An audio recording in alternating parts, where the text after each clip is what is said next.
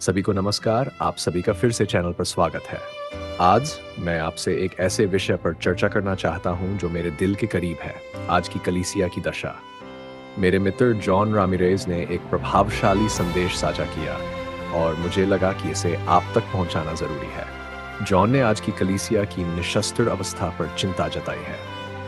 वह देख रहे हैं कि कई विश्वासियों को अंधकार की शक्तियों से पराजित महसूस हो रहा है, जबकि यीशु ने हमारे लिए क्रूस पर विजय प्राप्त की थी। देखें, प्रेरितों के कामों में वर्णित शुरुआती कलीसिया एक शक्तिशाली बल थी। वे बुराई का सामना करने से नहीं डरते थे। उनका विश्वास नरक के द्वारों में भी कंपकंपी पैदा कर देता था। जॉन पूछते हैं, वह निर्भीकता कहां चली गई? शुरुआती दिनों की निडर कलीसिया और आज की अक्सर डरपोक कलीसिया के बीच एक बड़ा अंतर है। वे हमें इस बदलाव के कारणों पर विचार करने के लिए प्रेरित करते हैं। क्या हम समाज की प्रगति से सुरक्षा की झूठी भावना में फंस गए हैं, या शायद हम अपने आसपास के आध्यात्मिक युद्धों से अनजान हैं? जॉन एक महत्वपूर्ण सवाल उठाते हैं। हम आधुनिक कलीसिया मसीह में अपनी शक्ति का दावा करने में इतने हिचकिचाते क्यों हैं? क्या हम धर्मशास्त्र की पेचीदगियों या व्यक्तिगत आध्यात्मिकता की खोज में उलझे हुए हैं और वास्तविक दुनिया की चुनौतियों का सामना करने में अपने विश्वास के व्यावहारिक अनुप्रयोग की उपेक्षा कर रहे हैं? शायद हमारा ध्यान व्यक्तिगत आध्यात्मिक विकास की ओर है, मसीह ने हमें सौंपे बाहरी मिशन की कीमत पर। जो भी कारण हो, परिणाम एक ऐसा कलीसिया है जो अपनी इमारतों की आरामदायक सीमाओं से बाहर निकलने और हमारे आसपास चल रहे आध्यात्मिक युद्धों में शामिल होने में हिचकिचा रहा है। क्या यह आंतरिक फोकस गलत है?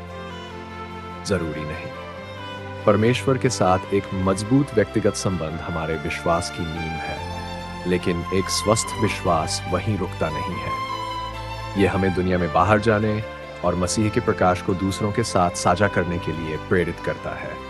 यह हमें उस चीज के लिए खड़े होने के लिए प्रेरित करता है जिसमें हम विश्वास करते हैं, तब भी जब यह मुश्किल हो।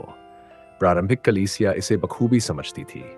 वे सिर्फ प्रार्थना और संगति के लिए इकट्ठा नहीं होते थे। उन्होंने सक्रिय रूप से सुसमाचार फैलाया, सामाजिक मानदंडों को चुनौती दी और अडिग विश्वास के साथ उत्पीड़न का सामना किया। प्रेरित पौलुस ने उन लोगों के बारे में चेतावनी दी थी जिनके पास ईश्वरत्व का रूप है पर उसकी सामर्थ्य का इनकार करते हैं।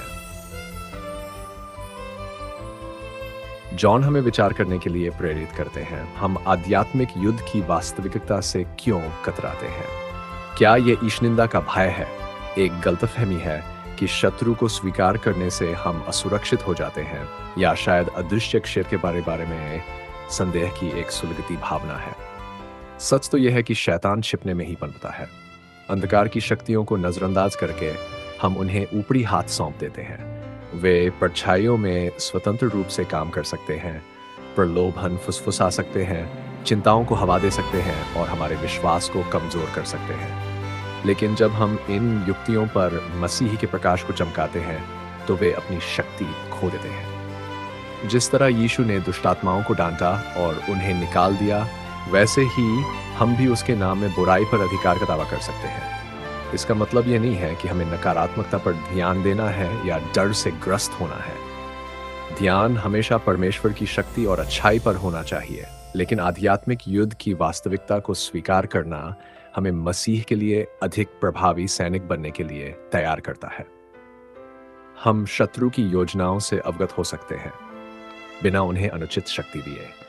हम अधिक दृढ़ संकल्प के साथ प्रार्थना कर सकते हैं, प्रलोभन से अधिक दृढ़ता से लड़ सकते हैं और इस विश्वास के साथ अपने विश्वास में अडिग रह सकते हैं कि हमारे साथ कौन खड़ा है। जॉन हमें जगाने और यीशु मसीह की सच्ची कलीसिया बनने का आग्रह करते हैं, सशस्त्र और खतरनाक। इसका मतलब शारीरिक हिंसा नहीं है, बल्कि एक आत्मविश्वासपूर्ण साहसी विश्वास है जो अंधकार का सामना मसीह के प्रकाश से करने के लिए तैयार है।